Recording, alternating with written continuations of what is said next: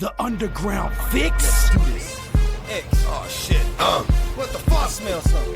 It is serious? Hit the motherfucking floor, baby! Come on! Let's go! Yo, yeah, this shit right here, son. An artistic place for black artists. During this time, hundreds of notable artists were in the city at the same time, and many of them have crossed paths, even the ones that you never would have expected, including political leader Malcolm X and stand-up comedian Red Foxx. Corey Zooman Miller, and here's a story that you should know. Malcolm X was in Harlem the same time as Red Foxx, who was trying to make a name for himself as a stand-up comedian. Knowing what we know about Malcolm now, it's shocking to see how these two polar opposites were once friends. Red Foxx was born John Elroy Sanford in December 1922. In the early 30s, Sanford moved to Chicago from St. Louis along with his brother and mom.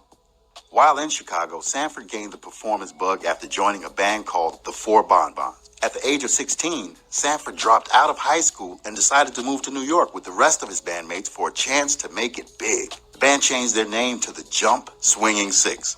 Sanford started out singing. According to him, he soon realized that he was the funny-looking one within his group, so he started to tell jokes.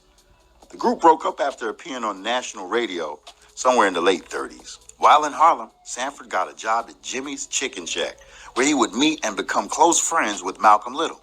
At the time, he was called Detroit Red. Both Little and Sanford had similar beginnings. Sanford had come from Chicago to Harlem, while Malcolm came from Detroit. Both came from tough environments and eventually became hustlers together. The two had a lot in common, so it isn't difficult to see why the two were always together. They were both sharp dressers, and they had similar red hair.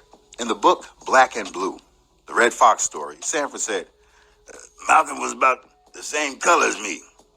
You could hardly tell us apart. We both had those conchs, and our hair was red with a high pompadour. And we had them zoot suit pants, just like the high drape pants Billie Holiday used to sing about in her blues. We became good buddies in a speakeasy, where later on I was a waiter. Chicago Red was the funniest dishwasher on earth. Now he's making his living being funny at a nationally known stage and nightclub comedian. I don't see any reason why old Chicago Red would mind me telling that he is Red Foxx. The two worked at Jimmy's Chicken Shack in Harlem during the day and hustled the street together at night. They used to rob places together and sleep on rooftops together. Sanford said that he knew Malcolm had his back and he trusted him. Sanford told this piece of information to Anthony Major, who used to run Red Foxx Productions in the mid-1980s.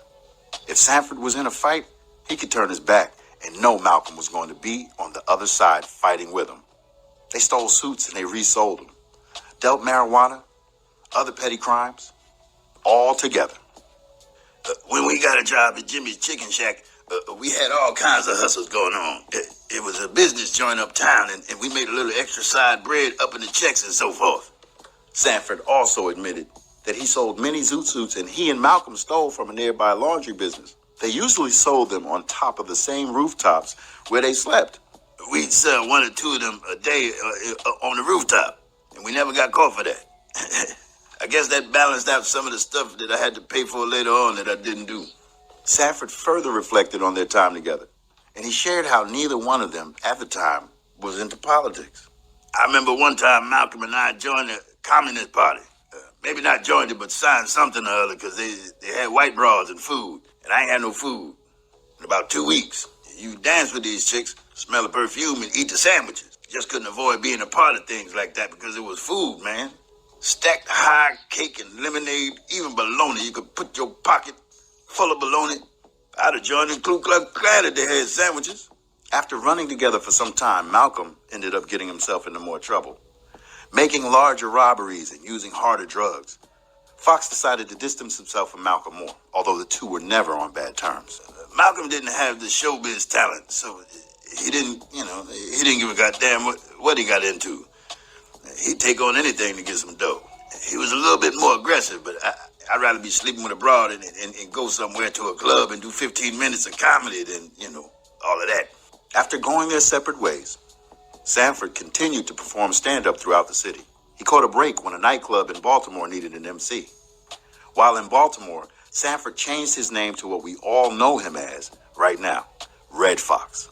Malcolm, on the other hand, continued to follow a life of crime, and he would end up getting arrested for burglary and is sentenced to 10 years in prison. While in prison, Malcolm educated himself by reading books on race, religion, history, literature, biology, and linguistics. He converted to Islam and began to follow the nation's principles, led by the Honorable Elijah Muhammad.